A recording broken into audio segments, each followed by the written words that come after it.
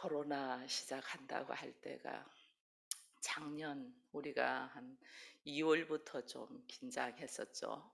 그런데 어느덧 1년 지나고 또 1년을 맞이하면서 10월이 됐습니다. 찬바람이 이제 불기 시작하면 나무에서 낙엽이 떨어지면 또 그 나름대로의 다른 삶의 아름다움을 우리가 또 보게 될 것입니다. 우리 인생도 마찬가지죠. 태어남이 있고 또 성장하는 과정이 있고 이 성장하다가 어느 날 왕성해지는 시기가 있죠. 그러다가 어느 순간 내려놔야 하는 그런 또 시기가 있습니다. 그래서 내려놓고 버리는 순간이 사실은 내 인생을 다시 돌아보는 터닝 포인트가 되는 것을 우리가 알게 됩니다. 이제 내 삶을 이렇게 새롭게 하기 위하여 우리가 해야 되는 것들이 있는데 오늘 본문에서 이 사람들이 자기의 삶을 새롭게 살면서 무엇을 했는가를 우리가 오늘 본문에서 몇 사람을 통하여 보게 되었습니다. 그래서 삶의 새로움을 우리가 맞이하기 위해서는 반드시 해야 되는 것이 내려놓는 것, 버리는 것이 있는 것을 보잖아요. 그래서 무엇을 내려놓고 시작하는가를 우리가 보면서 나의 새로운 삶에 나는 무엇을 내려놔야 하는가를 말씀을 들으면서 예배를 드리면서 하나님의 음성을 여러분들이 듣기를 축원드립니다. 먼저 보면 여기 보면 베드로와 그 형제 안드레가 나오잖아요. 이 베드로와 안드레는 어부예요. 어부들에 있어서 이 그물은 그의 생계의 수단이잖아요. 그물이 있어야지 고기를 잡으니까 그의 생계의 수단인데 오늘 이 생계의 수단을 버렸다 이래 돼 있어요. 이것은 그물을 버렸다는 것은 살아가는 방식을 다르게 했다 그 말이에요. 그의 삶이 그동안에는 물고기에만 관심이 있었다면 어떻게 하면 물고기를 많이 잡을까 여기에 관심이 있었다면 오늘 예수님이 너희를 사람을 낚는 어부가 되게 한다 이랬잖아요. 그래서 물고기가 아니고 그의 삶의 방식이 사람에게로 바뀐 거예요. 사람한테 관심이 있는 거예요. 갑자기 이것이 어떻게 이 사람들이 이렇게 되었을까? 오늘 마태는 자세히 기록되지 않고 있어요. 근데 여기에서 보면 먼저 이 안드레가 요한복음에 보면 어떻게 되면 세례 요한의 제자다 이래 돼 있거든요. 요한복음 1장 40절에 보면 안드레와 또 다른 제자가 있는데 그들에게 세례 요한이 뭐라고 하냐면 예수를 딱 보면서 보라 세상 죄를 지나가는 하나님의 어린 양이다라는 말을 합니다. 이때 안드레가 예수를 보고 그 예수를 통하여 메시아를 만났다는 것을 알게 돼요. 그래서 그 형제 베드로한테 가서 내가 오늘 메시아를 만났다라고 고백했던 사람이 이 안드레거든요. 그래서 안드레는 1%의 가능성을 보고 자신의 모든 것을 바꿔버리고 내려놓은 사람이 안드레예요. 그래서 처음에는 세례 요한을 따랐다가 그 말씀에 의지하여 예수를 따르는 사람으로 안드레가 바뀌거든요. 그와 함께 베드로도 있는데 이 베드로는 좀 안드레와 달라요. 여기에는 자세히 기록되어 있지 않지만 누가복음 5장에 보면 예수님이 베드로에게 밤새 물고기를 잡는데 한 마리도 안 잡은 베드로에게 깊은 데다가 그물을 던지라 이렇게 이야기를 하시거든요. 베드로는 전문가잖아요. 고기잡이 전문가. 전문가인데 밤새도록 했는데 고기를 못 잡았는데 예수님이 깊은 데다가 그물을 던져봐라 하니까 믿져야 본전으로 내가 그냥 당신이 어떤 분이라는 소문은 들었잖아요. 이 안드레 형제를 통하여 들었는데 내가 당신의 말씀에 의지하여 한번 던져보겠습니다. 뭐 안 잡아줘도 그만이고 잡아지면 더 좋고 그런데 말씀에 의지하여 한번 던져보겠습니다. 그물을 탁 던졌는데 그물이 찢어질 만큼 그 배가 양쪽에 두 군데가 있어요. 두 배가 가득 채워진 거예요. 이것을 뜻 보고 베드로가 뭘 하냐면 예수님 앞에 무릎을 탁 꿇고 주여 나를 떠나소서 나는 죄인입니다는 고백을 해요. 왜 베드로가 그랬을까 보니까 그 형제 안드레가 예수를 만나고 난 다음에 베드로에게 가서 내가 메시아를 만났다는 말을 증거를 했잖아요. 그러면 나도 메시아를 보러 만나러 가야 되는데 베드로는 그러지 않았어요. 말 같은 소리를 해. 정신 똑바로 차려. 자기 생각 안에 내려놓지 못했던 거죠. 그렇잖아요. 예수를 우리가 메시아라고 할 때에 사람들이 뭐라고 말했냐면 예수 앞에는 나사렛이라는 이름이 붙잖아요. 그럴 때에 나사렛은 아주 가난한 제가 달동네라고 이야기를 했습니다. 그 가난한 달동네에서 무슨 선한 것이 나오겠어라는 것이 사람들의 생각이었어요. 그러니까 베드로 역시도 안드레가 그렇게 이야기를 해도 듣지 아니하고 있다가 오늘 예수의 말씀에 의지하여 밤새 수고해도 나는 아무것도 얻지 못했는데 예수의 말씀에 의지하여 엄청난 생각을 못할 상상 밖의 일이 일어난 걸 눈으로 보고 무릎을 꿇고 자신의 생각의 어리석음 이것을 딱 깨닫고 고백하는 것이 나는 죄인입니다는 고백이에요. 근데 이 죄인입니다는 고백이 되어 갈 때에 우리들의 삶의 모습이 변화가 일어나는 거예요. 근데 베드로는 나는 죄인입니다는 고백을 딱 하고 모든 것을 버려두고 예수를 따랐어요.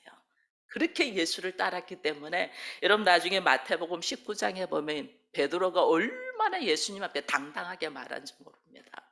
뭐라 말하냐면 우리가 모든 것을 버리고 주를 따랐는데 주님 우리한테 뭐 해줄 겁니까? 이렇게 해요. 난 모든 걸 버리고 예수 따랐다. 그래 우리는 무엇을 얻느냐? 그 이야기를 딱 해요. 얼마나 당당한 게 한지 몰라요. 예수님 앞에 모든 걸 버리고 왔기 때문에 그때 예수님이 하시는 말씀이 뭐냐면 인자가 영광의 보좌에 앉을 때에 너희들은 12보좌에 앉아서 이스라엘의 12지파를 심판할 것이다 이 이야기를 해요. 그러니까 예수와 같이 12보좌에 앉아서 심판자로서 있을 것이라는 엄청난 이야기를 해요. 근데 이 말이 무슨 뜻인가는 다 모르는 거죠. 그죠? 그러면서 베드로는 예수님 앞에 그 당당함으로 나는 가면 뭐 줄 겁니까? 했지만은 실제로 우리가 성경을 더 읽어보면 예수님이 십자가의 사건 앞에서 베드로는 어떻게 해요? 3번이나 예수를 부인하잖아요. 이게 우리의 수준이에요. 내가 버렸다는 수준이 내 환경이 힘들고 내가 죽을 만큼 어려움이 있으면 예수 모른다고 딱 부인하는 것이 우리예요. 이게 지금 베드로의 모습이거든요. 베드로가 그렇게 한 모습을 우리가 이 말씀을 통해서 알아갈 수 있어요. 그리고 오늘 마태복음에서 야고보와 그 형제 요한에 대한 이야기를 또 합니다. 이 야고보와 요한은 누구냐 하니까 세베대의 아들이라는 말을 이렇게 딱 강조를 합니다. 그 당시 누구의 아들이다 이러면 그 아버지가 굉장히 사람들에게 유명한 그 지역의 유지라는 거죠. 우리도 그렇잖아요. 그 사람이 유명하면 그 사람이 이름을 이렇게 아버지가 유명하면 그 아버지 이름을 대고 아들 이렇게 하잖아요. 그리고 아들이 유명하면 그 아들의 아버지가 누구다 이런 식으로 하잖아요. 그죠? 그런 것처럼 이 세베대의 아들이라고 할 때는 야고보와 요한보다 세베대라는 아버지가 훨씬 사람들한테 인지도가 있고 유명하다는 거예요. 심지어 이 세베대는 아내의 이야기를 할 때 야고보와 요한의 아내를 이야기를 할 때 야고보와 요한의 어머니죠. 어머니를 이야기할 때 세베대의 아내를 이야기할 때도 아내의 이름이 안 나와요. 그냥 세베대의 아내 야고보와 요한의 어머니 이렇게 이야기해요. 그만큼 세베대가 영향력이 있다는 사람이에요. 사회에 영향력이 있는 사람. 근데 이 참 놀라운 것은 그렇게 이 영향력이 있는 사람의 아들인 야고보와 요한이 예수님의 제자가 되는데도 그 여전히 세베대의 아들 야고보와 요한이란 말을 쓴다는 것은 아버지 세베대의 그늘 아래에 있다는 거예요. 그늘 아래에 있는데, 이 그늘 아래에 있던 야고보와 요한이 전적으로 아버지를 통해서 그 배도 아버지의 배일 것이고, 그죠? 근데 그 배와 그 아버지를 버려두고 예수를 따랐다, 이래 돼 있어요. 여러분, 버릴 수 없는 것들을 버리는 것이 기적이에요. 이 기적이 이들에게 일어나는 거예요. 그러나 하나님은 이들이 하는 행동들이 온전하지 않은 것을 어디에서 아냐면, 그 세베대의 아내인 야고보와 요한의 어머니가 예수님에게 와서 하신 말씀이 있어요. 주여, 당신의 하나님의 나라가 임할 때에 내 아들 하나는 주의 오른편에, 아들 하나는 주의 왼편에 올려달라, 이렇게 이야기하거든요. 이거는 뭐냐면, 이렇게 모든 것을 버리고 갔으면 뭔가 새로운 시대에, 새로운 사회에 있어서 우리가 한 자리 할 거라는 기대, 이 기대를 가지고 버렸던 거예요. 이게 이 시대의 사람들의 모습인데, 하나님은 그래도 이들을 그 입술에 고백된 대로 온전한 하나님의 내려놓음의 모습이 되기까지 인도하심을 우리가 말씀을 통해서 알아가요. 그 다음에 우리가 또 한 사람만 제가 더 보기 원하면, 이 마태복음의 저자가 마태잖아요. 근데 마태가 마태복음을 기록했는데 자기에 대해서는 그렇게 상세하게 적지를 않아요. 오히려 이 누가복음에서 마태를 대하여 자세히 적어요. 그래서 마태에 대해서도 잠시 보면, 누가복음 5장에 보면 이런 말씀이 있어요. 예수가 나가서 레이라 하는 세리에 앉아 있는 세간을 보시고 나를 따라라, 이랬어요. 그러면 마태는 뭐다? 세리다는 거죠. 세리인데 그 앞에 레이라고 하는 세리가 이래 돼 있어요. 이게 이름이 레이예요. 다른 말로 하면 레이 지파 사람이라는 거예요. 그럼 여러분 봐보세요. 레이 지파는 하나님이 어떤 모습으로 살게 하셨어요? 제사장으로 하나님의 말씀을 가지고 제사장으로 살게 한 사람인데, 이 제사장으로 살아야 될 사람이 지금 어디에 있다? 세간에 있다. 이때 당시에 로마에 세간에 앉아서 세리로서 있다는 거예요. 말이 안 돼. 원래 있어야 자리에 있지 않냐고, 이거는 말할 수 없는 타락되어 있는 세상의 자리에 있다는 거예요. 그러니 유대인들이 다 이 렉이라는 마태를 어떻게 했냐면, 매국노, 나라를 팔아먹은 놈, 이러면서 얼마나 이 레이라는 마태를 사람 취급하지 않은지 몰라요. 그래서 동족들로 통해서 소외당하고 회당에서 출교당하고, 부모는 얼마나 마음이 아팠겠어요. 내 자녀가, 제사장의 위치에 있어야 될 자녀가 세리로 있으면서 세간에서 일하면서 사람들의 손가락질과 함께 사람들의 비난을 받고 있는 아들의 모습을 보면서 얼마나 마음이 아팠겠어요. 이것은 레이가 신앙의 양심을 팔았다는 거예요. 왜? 먹고 살기 위하여. 먹고 살기 위하여. 주의 종으로, 제사장으로 있으면 백성들이 한 마음이 되어가지고 함께 더불어 살도록 해야 되는데, 각자 먹고 살기 바빠서 하나님의 사람, 하나님의 일하는 사람들을 내팽겨친 거죠. 관심을 가지지 않았던 거죠. 그럼 어떻게? 밥 먹고 살아야 되잖아.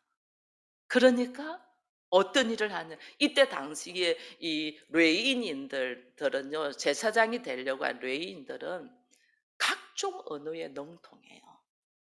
여러분, 우리는 기본 영어는 학교에서 외국어로 다 배웁니다. 목회자들은 신학교, 신학대학에서 이 헬라어, 히브리어를 다 배워요. 그거 통과 안 하면 졸업 못 해요. 근데 헬라어, 히브리어가 얼마나 어려운지 몰라요. 왜? 점 하나에 말이 다르고 점 위치가 어디에 있는 따라서 말이 다 달라요. 저도 지금 하라면 못할 것 같아요. 왜냐하면 지금은 암기가 안 되니까. 그나마 젊은 시절에 공부했으니까 헬라어, 히브리어 다 배워요. 지금 유대인들도 히브리어 몰라요. 근데 우리는 지금 히브리어 다 배워요. 그래야지 성경을 원어로 볼 수 있기 때문에. 그거 다 배워요. 그런데 이때 당시에는 어땠겠어요? 아람어, 그리고 헬라 문화니까 헬라어 당연히 했죠. 히브리어, 그리스어, 언어에 능통한 사람이에요. 이 제사장으로 있는 레위는. 그러니까 세간에 앉을 수 있죠.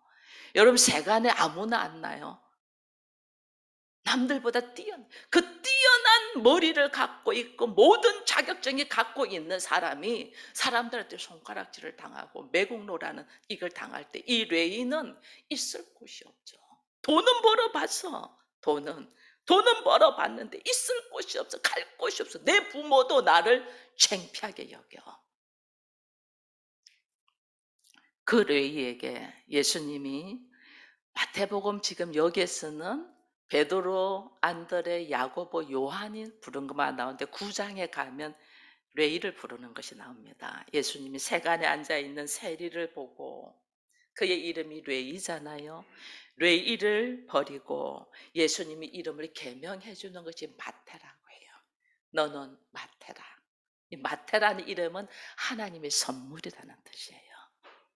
사람들이 손가락질하고 나를 매국노 취급을 하며 부모도 나를 부끄럽게 여기고 있는 이 레위를 예수님이 가서 이제부터 너는 하나님의 선물이야. 마태야, 네가 나를 따라라 그래요. 이 레위인 마태는 누구도 자기를 인정해 주지 않는데 나를 인정해 주신 이 예수 앞에서 모든 것을 내려놓고 성경 읽어보면 먹고 살기 없어서 제사장의 직분을 내려놓고 세리가 되었는데 사람들한테 수많은 손가락질, 매국노, 나라 팔아먹은 놈, 부모도 나를 부끄러워하는 이 나, 사람은 돈을 가져봤는데 돈으로 사람이 사는 게 아니라는 걸 알은 거예요. 마태가 하나님 앞에 나를 인정하며 하나님의 선물이라는 이 말 앞에 쫙 내려놓고 누가복음 5장에 보면 이런 말이에요. 그가 모든 것을 버리고 일어나 예수를 따랐다. 그러면서 그가 예수를 따르게 된 이 터닝 포인트에서 그가 뭘 하냐면요, 집으로 가서 모든 세리들과 사람들을 모아서 잔치를 베풀어요. 예수님 만난 것에 대한, 예수를 초청해서 세리와 다른 사람들 다 모여서 내 인생은 여기서부터 달라진다. 오직 예수로 내가 살겠다 하면서 담대하게 나가는데, 어느 정도로 담대하게 나갔냐면 마태복음 10장에 보면 10장 3절에 보면 마태가 12제자의 이름을 소개를 합니다. 12제자의 이름을 소개하면서 다른 사람은 베드로 뭐 이렇게 다 소개하는데 자기는 세리 마태라고 합니다. 여러분, 자기 과거의 부끄러운 것은 숨기고 싶지 않나요? 사람들은. 그죠? 내가 새로운 삶을 살기 위하여 아무도 모르는 곳에 가서 새로운 삶을 살려고 하지 내 과거를 다 아는 사람들과 함께 안 하려고 해요. 사람들은. 그리고 내 과거는 되도록이면 덮고 싶고 되도록이면 숨기고 싶고, 수치와 부끄러움이잖아요. 세리라는 것이 유대인들 앞에서는, 특히 제자들 앞, 하나님 예수 그리스도의 제자가 된다는 것은, 세리라는 말은 더 부끄러움이죠. 그런데 마태는 당당하게 자기를 세리 마태 이렇게 자기의 이름을 적습니다. 내가 세리였는데 하나님의 선물이 되어서 나의 과거가, 나의 예수 알기 전에 있던 나의 과거, 예수 알기 전에 내가 행동했던, 말씀 모르고 행동했던 나의 실수와 이 모든 수치가 아니더라는 거예요. 왜? 그래서 마태가 선포하는 말이 있어요. 인자는 건강한 사람을 위해서 온 것이 아니고 병든 자를 위하여 왔다. 하나님은 긍휼을 원하고 제사를 원하지 않는 것을 너희가 알아라. 의인을 부르러 온 것이 아니고 죄인을 부르러 왔다. 이 복음의 깊이를 깨닫고 마태가 이 복음을 선포하는 거예요. 나의 부끄럽고 나의 말할 수 없이 숨기고 싶은 과거, 나의 말할 수 없이 부끄럽고 수치스러운 이 모습이 부끄러움이 아니고 내가 죄인됨을 고백하기 위한 하나님의 허락하심이었던 걸 다 알고, 하나님 나는 죄인입니다. 이 부끄러운 내가 하나님의 선물이 되고 하나님의 자녀가 되매 이 엄청난 복음의 말씀을 선포하는 이 마태 12제자가 된 것을 보게 되는 거예요. 그래서 자기가 다른 사람에게 빼앗았던 것이 있으면 내 배로 내가 다시 토해내겠다. 마태가 그렇게 이야기하거든요. 누군가를 내가 갈취하고 누군 것을 빼앗은 것이고 누군가를 아프게 하고 누군가를 손해 보게 한 것은 내가 네 배나 갚겠다. 그러면서 자신의 모든 것을 내려놓고 새로운 삶의 터닝 포인트를 하게 되는 것이 마태예요. 그래서 이 마태복음을 기록하면서 자기의 그물과 자기의 배와 자기의 아버지들을 다 내려놓고 예수를 따르는 제자들의 모습을 오늘 우리가 보는 거예요. 자, 오늘 이 말씀에 의지해서 우리들은 나의 그물이라고 하는, 먹고 삶의 수단이라고 하는, 나의 재산이라는 배, 나의 큰 영향을 끼치고 그분이 아니면 내가 안 된다고 하는 아버지를 나는 버린 적이 있는가? 복음을 위하여, 말씀을 위하여, 내 삶의 새로운 길을 위하여 내가 내려놓은 것이 있나? 여러분 돌아보니, 여러분 마태복음 8장에 보면 한 서기관이 나와요. 서기관이 뭐라 말하면, 선생이여 당신이 어디를 가시든지 제가 따르겠습니다. 그래 이야기해요.